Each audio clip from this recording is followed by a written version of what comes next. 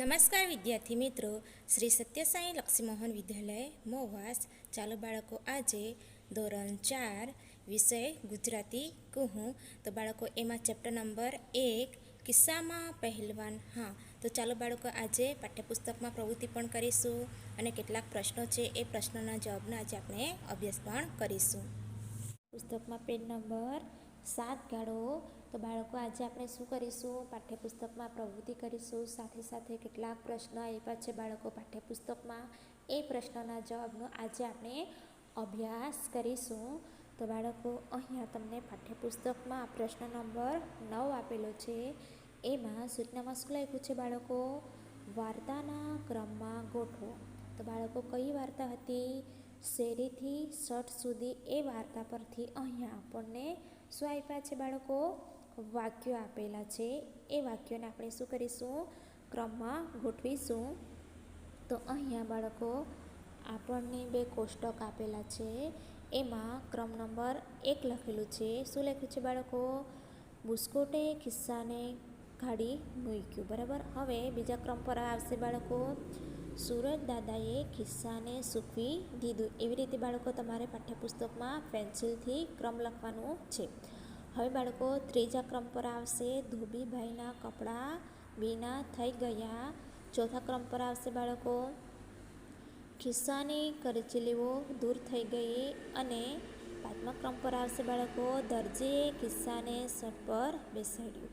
હવે બાળકો, બાજુનું કોષ્ટક છે એમાં ક્રમ નંબર 1 લખેલું છે. એમાં શું લખ્યું છે બાળકો? ખિસ્સું ચોખ્ખું થઈ ગયું. અને ક્રમ નંબર 2 પર લખવાનું છે બાળકો, એટલે કે તમારે પાઠ્યપુસ્તકમાં ક્રમ 2 આપવાનું છે. એમાં ખિસ્સું વહાલું થઈ ગયું. અને ત્રીજા ક્રમ પર આવશે બાળકો, ખિસ્સું ફટક થઈ ગયું. અને ચોથા ક્રમ પર આવશે બાળકો, ખિસ્સું નવું નકોર થઈ ગયું. અને પાંચમા ક્રમ પર આવશે બાળકો, નીરજભાઈને ખિસ્સું ગમી ગયું. એવી રીતે બાળકો, તમારે પાઠ્યપુસ્તકમાં શું કરવાનું છે? પેન્સિલથી ક્રમમાં લખી દેવાનું રહેશે. હવે બાળકો, પ્રશ્ન નંબર 10. શું લખ્યું છે બાળકો? પ્રશ્નોના જવાબ લખો. એમાં બાળકો, પ્રશ્ન 10માં પહેલું છે, ખિસ્સું કેટલી વાર રડે છે? પછી પ્રશ્ન ચિહ્ન આપેલું છે, ક્યારે ક્યારે? તો બાળકો, ખિસ્સું 2 વાર રડે છે. બુસ્કોટભાઈએ એને ગંદુને ગંધારું કહ્યું ત્યારે. અને બીજું, દરજીભાઈએ એને દુકાનમાંથી હાંકી કાઢ્યું ત્યારે તે રડે છે. હવે બાળકો, બીજો પ્રશ્ન છે, ખિસ્સાને કોણ કોણ રાજી કરે છે? પ્રશ્નાર્થ ચિહ્ન આપેલું છે. પછી બાળકો, કઈ રીતે? તો બાળકો, ખિસ્સાને સુરજ દાદા સૂકવીને રાજી કરે છે. પછી દરજીભાઈ તેને નીરજભાઈના બુસ્કોટ પર ચોંટાડીને રાજી કરે છે. પછી ધોબીભાઈ તેની કરચલીઓ પર સ્ત્રી ફેરવીને કરચલીઓ દૂર કરીને રાજી કરે છે. હવે બાળકો, પ્રશ્ન નંબર 3. શું લખ્યું છે બાળકો? કોણ ખિસ્સા પર એક પણ વાર ખીજવાતું નથી? પછી પ્રશ્નાર્થ ચિહ્ન આપેલું છે, તેઓ ખિસ્સાને કઈ કઈ રીતે બોલાવે છે? તો એમાં સુરજ દાદા ખિસ્સા પર એક પણ વાર ખીજવાતા નથી. તેઓ ખિસ્સાને બચુડા અને બચુકડા કહીને બોલાવે છે. હવે બાળકો, પ્રશ્ન નંબર 4. શું લખ્યું છે? ધોબી કાકાનો સ્વભાવ ગુસ્સાવાળો છે કે માયાળુ? તમને કઈ વાતથી ખબર પડે છે? તો બાળકો, એમાં ધોબી કાકાનો જે સ્વભાવ હતો એ માયાળુ છે. જ્યારે ખિસ્સું રડતું રડતું એમની પાસે આવ્યું ત્યારે ધોબી કાકાએ કહ્યું, એમ વાત છે, અહીં આવ. તારી કરચલીઓ ચપટી વગાડતા હું છું કરી દઉં. આ વાતથી ખબર પડી કે ધોબી કાકા માયાળુ છે. હવે બાળકો, પ્રશ્ન નંબર 5. શું લખ્યું છે? ખિસ્સાને શર્ટ પર સીવવું. આ વાત વાર્તામાં બીજી કઈ કઈ રીતે કહેવાય છે? તો બાળકો, એમાં બુસ્કોટભાઈ સાથે રહેવું. બીજું છે બાળકો, બુસ્કોટ પર બેસવું. એમ 2 રીતે કહેવાય છે. હવે બાળકો, પ્રશ્ન નંબર 6. શું લખ્યું છે બાળકો? ખિસ્સું ફેરફૂંદડી શા માટે ફરે છે? તો બાળકો, દરજી ખિસ્સાને બેસાડે છે ત્યારે તેને નીરજભાઈના બુસ્કોટ પર બેસાડવાની મજા પડી અને બેસવાની મજા પડી, તેથી તે ખુશ થઈને ફેરફૂંદડી ફરે છે. હવે પ્રશ્ન નંબર 7 શું લખ્યું છે? ખિસ્સું નીરજભાઈની સાથે ભણે, રમે, જમે, સૂવે છે તો તે હવે ગંદુ થશે. તે ગંદુ થશે તો નીરજભાઈ તેને શું કરશે? કેમ?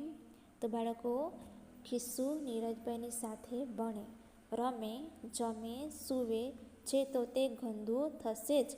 તે ગંદુ થશે તો નીરજભાઈ બુસ્કોટને ધોવા આપી દેશે, કારણ કે નીરજભાઈને ગંદુ ખિસ્સું ગમતું નથી. હવે બાળકો, 8મો પ્રશ્ન છે, એમાં શું લખ્યું છે? તમે મોટા થઈને ખિસ્સામાં કઈ કઈ વસ્તુઓ રાખશો? કેમ? તો બાળકો, હું મોટો થઈને ખિસ્સામાં પેન, ઓળખપત્ર તેમજ થોડા પૈસા રાખીશ, જેથી બહાર જવા આવવામાં એ ઉપયોગ થાય અને સરળતાથી રહે. હવે બાળકો, પ્રશ્ન નંબર 11 શું લખ્યું છે સૂચનામાં? તમે પોતે ખિસ્સું છો એ રીતે આ વાર્તા વર્ગમાં કહો. તો બાળકો, આ પ્રવૃત્તિ આપણે ક્યારે કરીશું? જ્યારે આપણી સ્કૂલ ચાલુ થશે ત્યારે અવશ્ય આ પ્રવૃત્તિ કરીશું. હવે બાળકો, પ્રશ્ન નંબર 12 શું લખ્યું છે બાળકો? સફરજન જેવડા આંસુ એટલે મોટા મોટા આંસુ. આવા બીજા શબ્દ જૂથ બનાવો. તો એમાં બાળકો તમને શું લખ્યું છે? જેવડી આંખ. તો એમાં લખવાનું છે બાળકો, લીંબુની ફાટ એટલે લીંબુ ફાટ જેવડી આંખ. પછી જેવડા આંખ, એમાં લખવાનું છે બાળકો, સુફળા જેવડા કાન. પછી જીભ લખ્યું છે, એની સામે બાળકો 2 ખાલી જગ્યા આપેલી છે. તો એમાં તમારે શું લખવાનું છે બાળકો? બોલો, ઘો જેવી જીભ. શું લખવાનું છે? પહેલાં ઘો, પછી લખવાનું છે જેવી જીભ. હવે જેટલું લેસન. જેટલું લેસનની સામે લખવાનું છે બાળકો, ટોપલા. તો આખું વાક્ય શું બનશે બાળકો? ટોપલા જેટલું લેસન. પછી બાળકો, જેટલું દફતર. એની સામે લખવાનું છે બાળકો, સૂટકેસ જેટલું દફતર. પછી છેલ્લું છે બાળકો, એમાં ચોટલો. એની જગ્યાએ 2 ખાલી જગ્યા આપેલી છે. તો એમાં લખવાનું છે પહેલી ખાલી જગ્યામાં નાગણ, પછી બીજી ખાલી જગ્યામાં લખવાનું છે જેવો. તો આખું વાક્ય શું બનશે બાળકો? નાગણ જેવો ચોટલો. એવી રીતે બાળકો તમારે પાઠ્યપુસ્તકમાં લખી નાખવાનું છે. હવે બાળકો, જે આ પ્રશ્ન છે 1 થી 8, આ પ્રશ્નના જવાબ તમારે ક્યાં લખવાનું છે? ગુજરાતીની નોટબુકમાં લખવાનું છે. હવે બાળકો, આપણે આગળ જઈશું.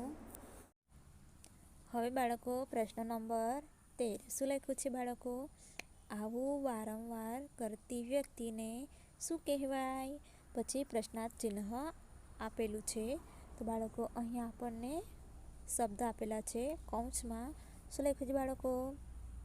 રખડું, અલ્પવિરામ રોતલ, અલ્પવિરામ ભટકેલ, અલ્પવિરામ ઊંઘણસિંહ, અલ્પવિરામ વાતડિયું, અલ્પવિરામ ભૂખાવળું, અલ્પવિરામ ખાવદરો, અલ્પવિરામ ડરપોક, અલ્પવિરામ ભણેશ્રી, અલ્પવિરામ લખેશ્રી.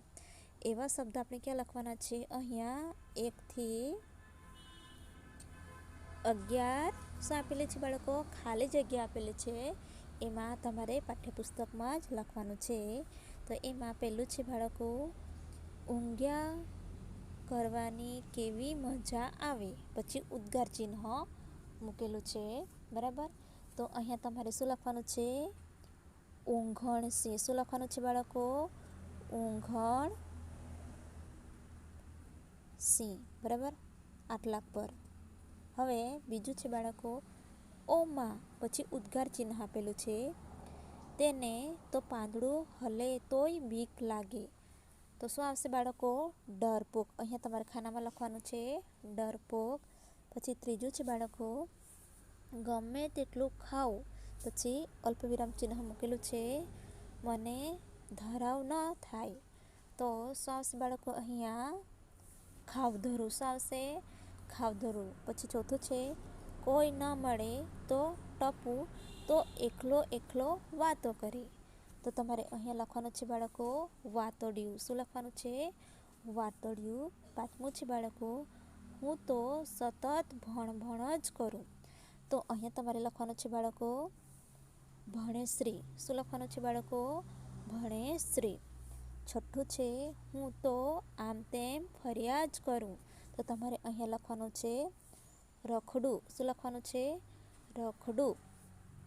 સાતમું છે હું વારે ઘડીએ રસ્તો ભૂલી ક્યાંક બીજે ફર્યા કરું. તો અહીંયા લખવાનું બાળકો તમારે ભટકેલ. શું લખવાનું છે? ભટકેલ.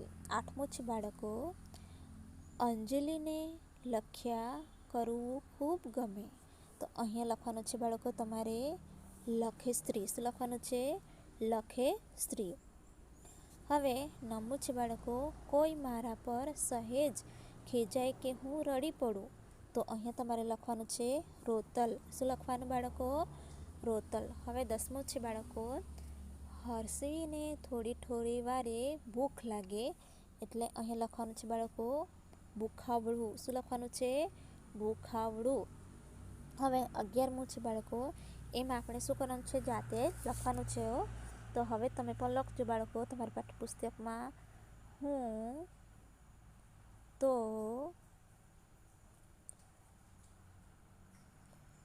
કામમાં